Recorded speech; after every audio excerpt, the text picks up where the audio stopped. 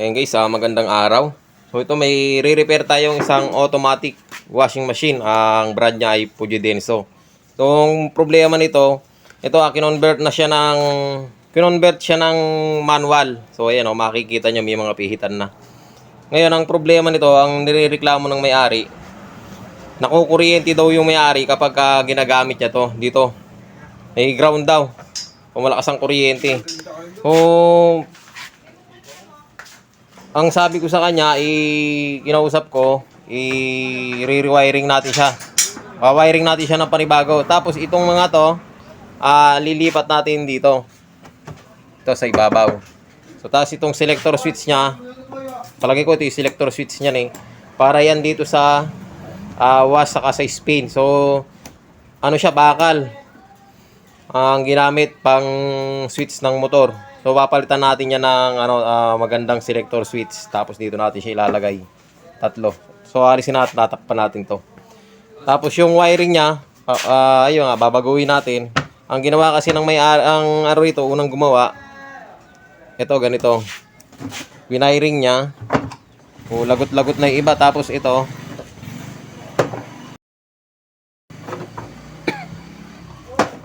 so yan. Ayan, ang pagkaka-wiring, ganyan Hindi man lang niya tinape, binalutan lang ng plastic. So ayan, ganyan. Tapos ito. Tapos yung hindi tinornilyo, tinali ng cable tie. Tapos dito, dinikit siya ng stick glue, yung timer. So alog-alog. So ayan ang wiring niya. So kung dito siya ilalagay, nakatakip siya. Bagay ito may takip to nandito sa loob. Kaya lang hindi maalis na hindi mababasa ito. So nilagyan niya to ng ng takip dito, may takip yan So tinanggal ko yung takip. Tapos nilagyan niya ng plastic dito, cover. So matatanggal din yung mapapasukan din ng tubig yan. Mag-ground talaga dito yan. Kasi bakal. So ang gagawin natin, dito nga natin siya ilalagay sa loob nito. Tatanggalin natin yung kanyan. Yung loob, doon natin sa loob nilalagay. So, papakita ko na lang sa inyo mamaya pag iwa-wiring na natin saka paano yung ginawa natin. So, dito tayo bubutas sa ibabaw. So, pakita ko lang sa inyo mamaya. Kakabit muna natin yung timer dito sa selector switch. So, yun guys, naikabit na natin yung nakikabit na natin yung timer, spin timer, selector switch, saka yung kanyang timer, wash timer. So tinanggal ko na siya dito. So yan, bakante. Alagyan na lang natin ng takip yan. Yung tatlong yan para di siya butas. So ngayon ganito yung ginawa natin. Pakita ko sa inyo yung pag-wiring kasi hindi pa na-wiring yan. So yan. Yan yung sinasabi ko sa inyong selector switch. So sa washing din kinuha yan, sa drain drain selector ng washing.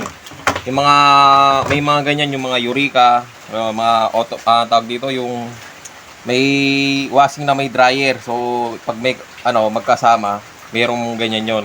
So kadalasan doon nakukuha yan sa mga magkasamang washing sa dryer. Pero meron din sa nito sa drain selector ng Eureka. So ito yung timer, pinalitan na natin ng bago, saka yung timer ng spin dryer o spin timer. So pinalitan ko na rin siya. So ganyan lang. Ito, nakuha ko tong idea na to kay Wes Jojotech. So salamat sa iyo Wes Jojotech sa video mo. So ito, mas magandang ganito yung ilagay na switch kaysa sa yung switch dito na pang motor. So makakakuryente talaga yon. So ito isasalpak natin siya, i-wiring na natin. So panoorin nyo na lang paano pag-wiring. Tuturo ko sa inyo. So ito yung niyan, wire ng motor, yung tatlo. Tapos itong dalawa sa drain motor. Tapos ito, bubuhayin din natin yung kanyang sa dryer. Pag inangat yung takip, magsuswitch. So papakita ko na lang sa inyo. So meron tayong diagram niya na ito. Ayan. Ayan ang diagram niya. So, susundan na lang natin yung diagram. So, pasensya na kayo. Pangit yung drawing ko. Ayan. Medyo magulo. Pero, tuturo ko sa inyo. Sana masundan ng mga, mga makakapanood nito. Ayan. Sa mga hindi pa nakakaalam. So, unahin natin dyan yung, syempre, magsisimula tayo dito sa plug sa line 1, line 2. So, unahin natin yung line 1. Line 1, nilagyan ko siya ng fuse. Ayan, may fuse ako nakita dito. So, kinabit ko na rin. Dito sa diagram natin, wala na ako nailagay na fuse. Pero, pwede naman maglagay ng fuse. So, yan, mas mainam. So, line 1, common. Sa common yan ng motor. So, ang common ng motor niyan, hinahanap ko na, itong kulay blue na to. Ayan. Kasi itong isang light blue na to, sa ano na to, magkasama yan, pinagsama ko na sila. Sa drain motor yan. So, itong kulay blue ang uunahin natin.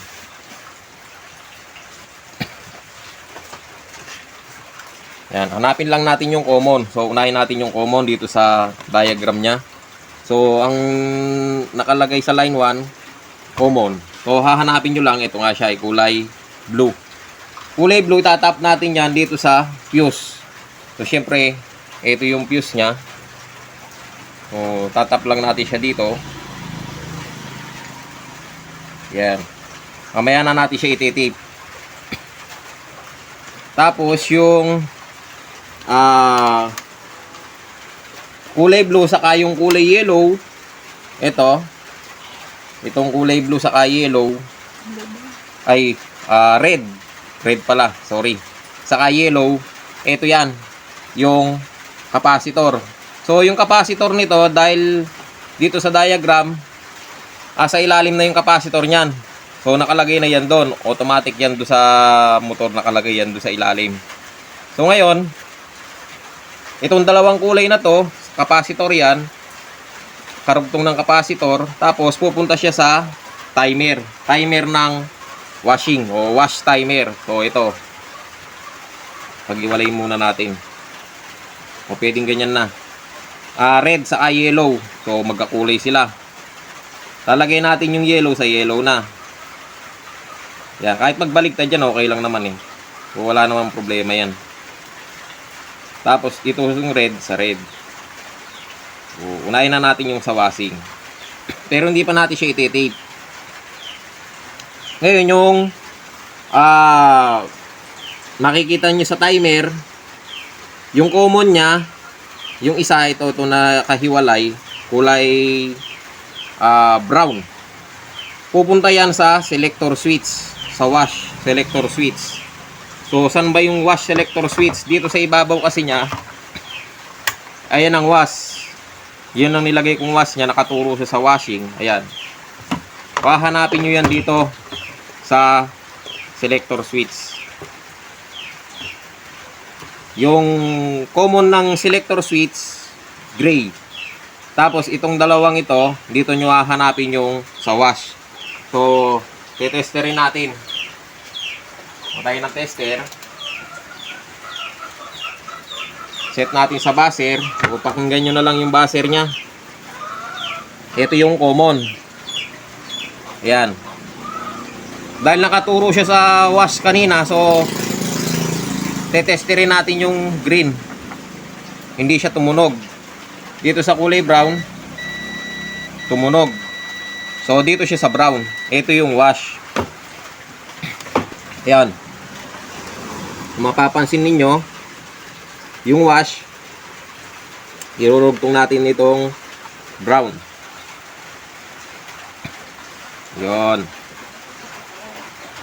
So yan, magkadugtong na sila. Ngayon, yung kulay, dito naman tayo.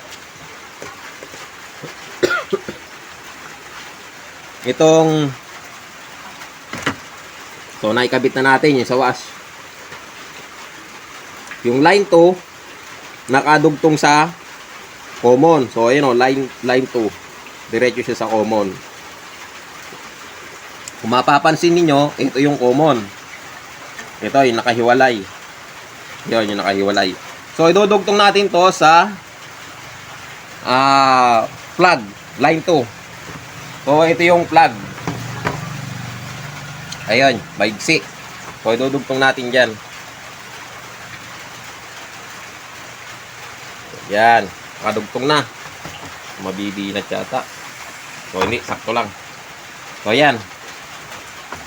Ngayon, pwede na nating paandarin yung washing. Kasi, gumagana na siya. So, common, papunta sa line 2, tapos sa line 1, common din, papunta sa motor, tapos yung sa capacitor. So, aandar na yung washing. So, pwede natin siyang paganahin. Papaganahin muna natin siya,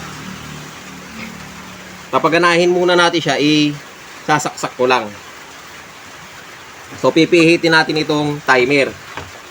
So, pipihitin natin yung timer. So, ito. Pipihitin natin yan. So, naka-wash yan. Gagana na yung washing yan. So, safe lang natin yung wire para hindi magdikit-dikit. So, yan. Testingin natin siyang isaksak. Kung aandar ba siya.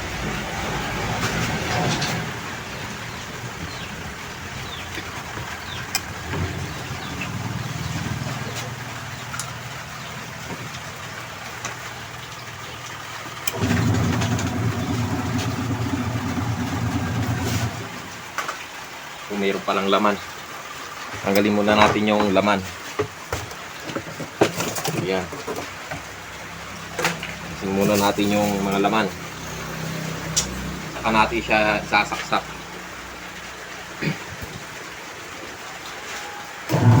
Yon, paandar na. Eh, ang mapapansin niyo, umiikot na siya, oh. Yan, magre-reverse na yan. So, yan. So, gumagana na, di ba? So, ngayon, i-off muna natin, bubunutin natin. Tutuloy natin pag-wiring.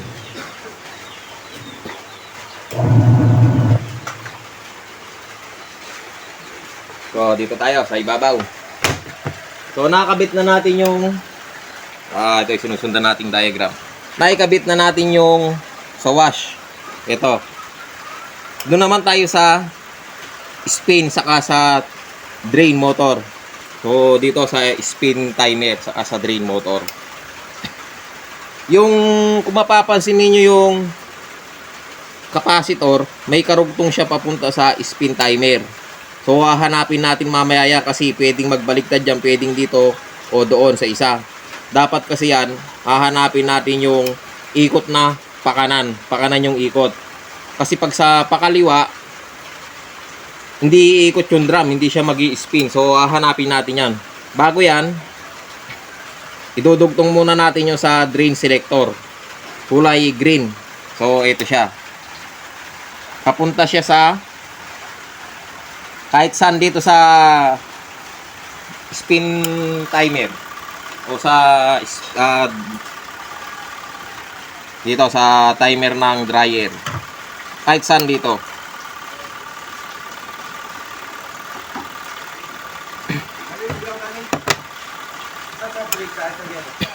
Hindi muna natin pwedeng i-tape yung sa capacitor o doon sa timer ng washing. Yon. Hindi pa natin siya pwedeng i-tape kasi hahanapin pa natin diyan yung iikot yung drum niya. So idudugtong natin kasi ito, yung isa dito. Kasi yung isa rito idudugtong natin diyan yan. Dito, diyan natin idudugtong. So, wanahan muna tayo. Yan. O, yan. Naidugtong na natin. Ito yon. Yon, magkarugtong sila. Tapos, yung isa, tama. Yung isang timer, so, ito. Yung timer na to, yung wire niya, siya ang pupunta dito. Yun. Pupunta yan dito sa kahit hanapin natin pwedeng dito, pwedeng doon sa kulay Isa na ba? Yellow o kaya yung red. Alis sa dalawa na yan. Kasi hanapin natin dyan yung pakanan. Kasi isa niyan, pakaliwa, iikot yung mismong pulsator lang. Yung isa, yung drum. So, kailangan yung drum ang iikot. So, ngayon, meron pa siya yung isa sa selector nanggaling sa switch. Switch, dito yan. Ito. Ito. Karugtong niya. Pupunta yan doon sa switch. Tapos, itong isa common ng may fuse. So, yung kulay, yung galing sa motor. Ayun o, motor. Common. Karugtong niya papunta sa ito. So, unahin na natin to. Common. Babalatan lang natin para mabilis tayo. Balatan ko muna. Ito, nakabalat yung wire. So, ayan, dalawa yan. Kahit alin dito, pwede nating ilagay sa common, sa line 1.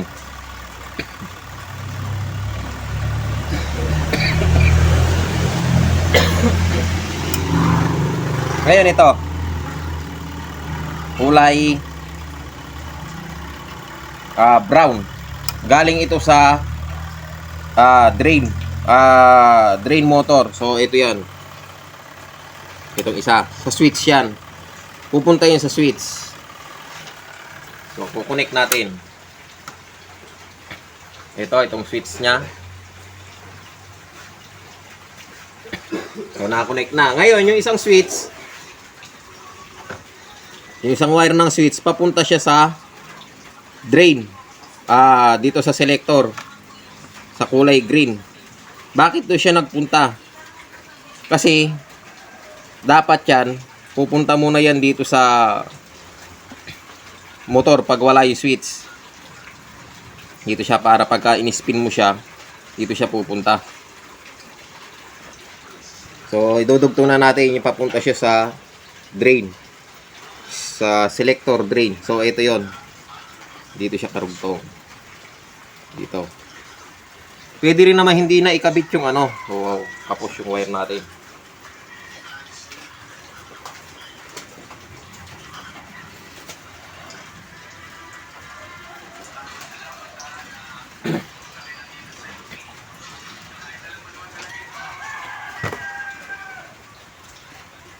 Maigsi yung wire. Dudugtungan na lang natin. So tayong available na wire. Pinapuputol kasi nung naunang gumawa. Pinapuputol niya yung ano.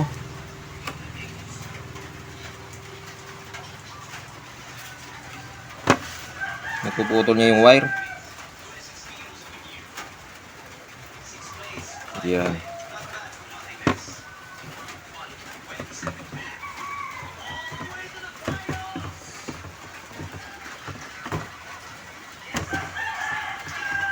So ito, iti-tape na natin to. Ala naman ng ano to. Karugtong.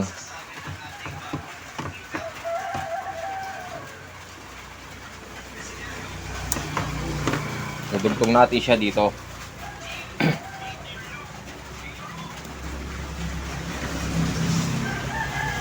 Ayan. Mamaya na. Tapos ito. So ito na lang hindi nadudugtong. Itong isa na to. Kasi idudugtong to sa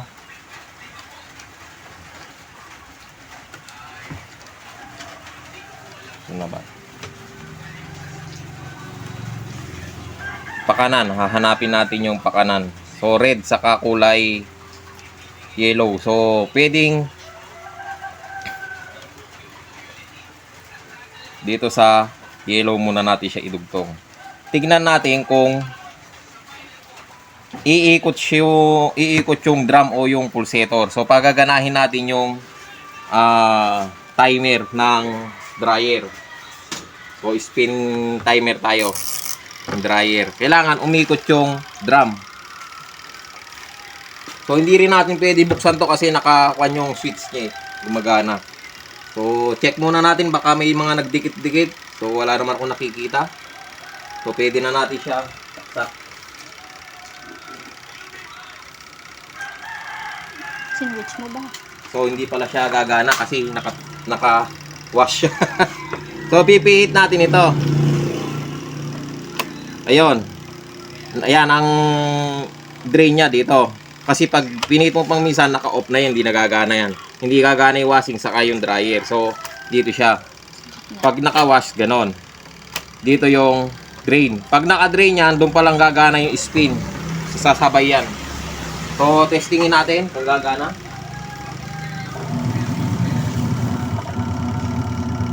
So, ang gumagana yung pulsator. So, tatanggalin natin ito. Tatanggalin natin itong ikinabit natin. Ililipat natin siya sa kulay red. Yung red. Kulay red ang drum niya. So, dito siya sa drum. Kaya hindi pa natin siya pinagtitape eh. So, ayan. Testingin natin kung iikot na ba siya.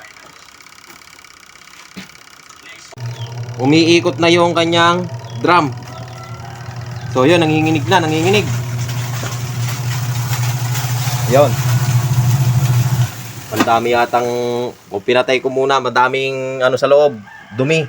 So, ganun lang siya. Ang wiring niya. So, ito. Pwede na natin tong i-tape. Pwede na natin siyang i-tape. Tama yung kabit natin ngayon dito. Kasi kanina ayaw umikot. Yung pulsator lang umiikot. Dahil dito natin siya naikabit sa red. So ngayon, dito siya sa yellow. So yun, umiikot na siya. Okay na siya. So ayan guys, ayan ang diagram niya. Itong switch na to, binuhay ko lang yan. Para dito sa, ayan dito. Kasi pag inangat mo yung takip, dapat mamamatay siya, magpipreno. So, sa ano yun? Sa dryer yun, pag magda-dryer ka. So, pag inangat mo yung takip, mamamatay. Pero pag sa wash, kahit iangat mo, okay lang. Kasi, di ba sa mga washing natin, sa dryer, di ba pagka inangat mo yung takip ng dryer, namamatay. So, binuhay ko lang yung dito niya ito. Pwede namang hindi buhayin yan. So, pwede namang i-direct nyo yung wire niya, nakarekta na. Hindi na siya magdadaan sa switch. Pag inangat mo, hindi siya mamamatay, dire-diretso pa rin siyang iikot. So yun guys, ayan ang diagram niya pala. Baka gusto ninyong gayahin. Ayan. Masundan nyo sa mga bagoong pa lang o tatry pa lang mag-convert ng ganito washing na may automatic tas ko-convert ng manual. So ganyan lang siya. Ayan nga pala yung ano niya. Tawag dito yung pagkakabit. So ayan. So madali lang naman siya sundan. Ayan ang ulitin natin. Simula tayo siyempre sa unang-una sa common. So yan, line 1, common. So may fuse yan dito. So yung common, karugtong niya yung sa may motor, common ng motor. So ito yun yung kulay blue. Ayan, so nakarugtong siya dyan. Tapos, siyempre nakarugtong din yung sa may drain motor. Ayan, itong kulay blue din. O yan, common yan, magkasama.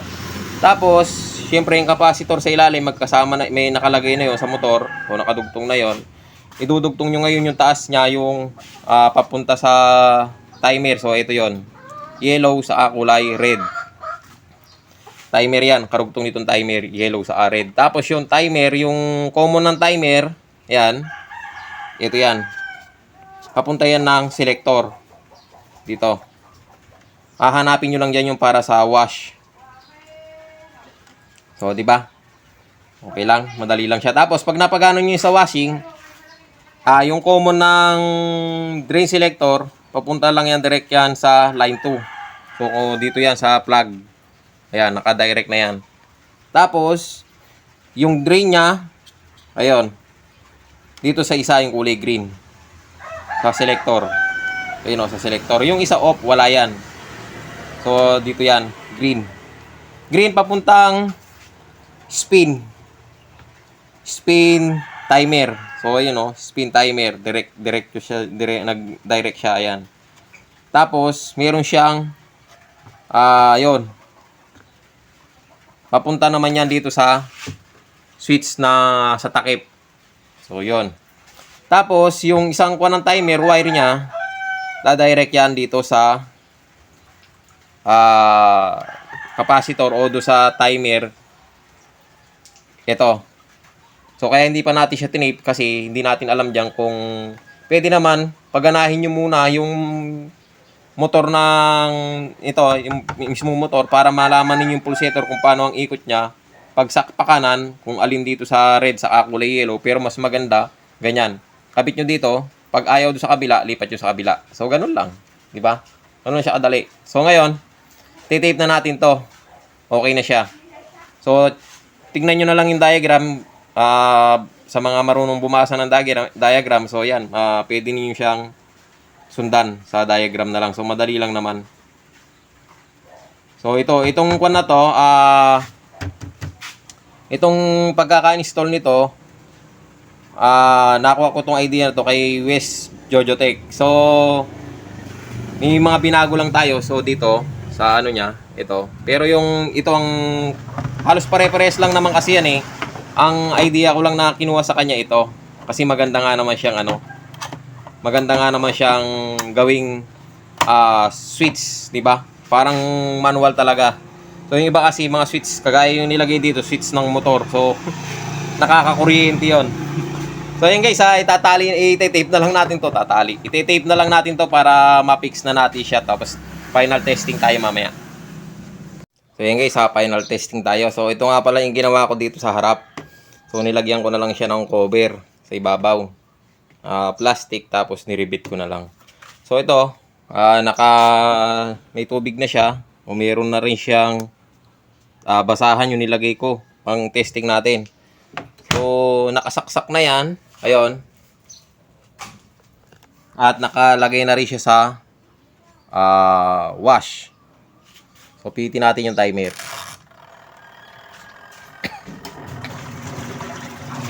Ayan o. So, kulang yung tubig. O, konti yung tubig. Dagdagan natin. So, yun guys. Sana dinagdagan na natin siya ng tubig. So, ito. Medyo madami-dami na. Ayan.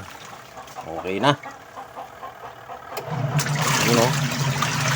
Malakas naman yung ikot. At normal lang naman ang ikot niya. Ayan o. Diba?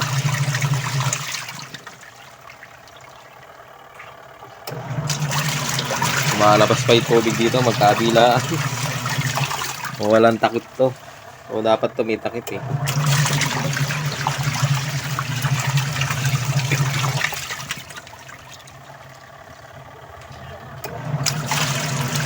Yun o. Yun na. O, malapit nang matapos yung timer. So, konti na lang. Ayan. Mayayari na. So ayan guys, testingin nga pala natin siyang hawakan kung magkakaroon siya ng ground. Kasi sabi nung may-ari may ground daw. So wala naman ako nakuha na ano. So, okay naman ang ano niya. Oh, ayan. Oh. Wala namang ground. So ito para ma-testing natin kasi baka sabihin ng may-ari di tinesting na baka ngayon sa kanila may ground. So dito okay naman, wala naman siyang ground. So nagkaka-ground lang naman kasi yan kapag yung nga unang-una nabasa yung motor o di kaya nabalatan yung wire o may mga bakbak, hinain ng daga, gano'n nag-ground. So ito okay naman siya, wala naman. So yan, natapos na yung timer. So, try natin siyang i-drain. Ang drain nito, pipihitin lang siya pa gano'n. Pa kanan. So, yan. Magde-drain na yan. Kuha lang natin yung, ayun, yung hose niya. Lumalabas na yung tubig. Yan, ang lakas, oh. Tapos, testingin na rin natin siyang mag-spin mamaya. Kapag nawala na yung tubig. So, tayo lang natin mawala yung tubig.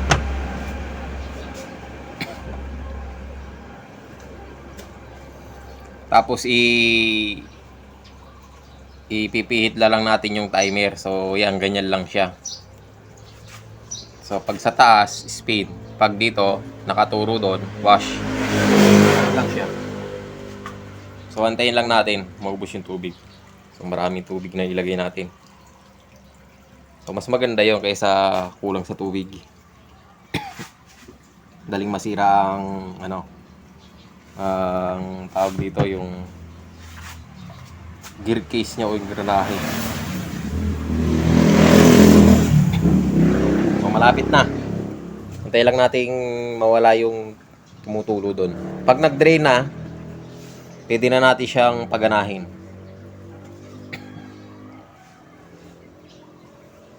So, yun. Konti na lang.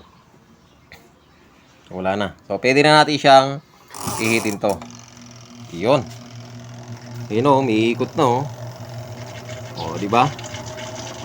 Nag-dryer na siya. Nanginginig na. So, makikita nyo, may malabas sa tubig. Yun yung napipiga niya. Okay. Dalawang ano lang to. Dalawang basahan lang yung din-dryer natin. Pero, pan-testing lang naman. So, antayin lang natin na matapos yung timer.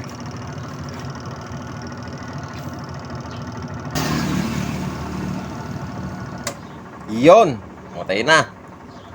So, okay na to.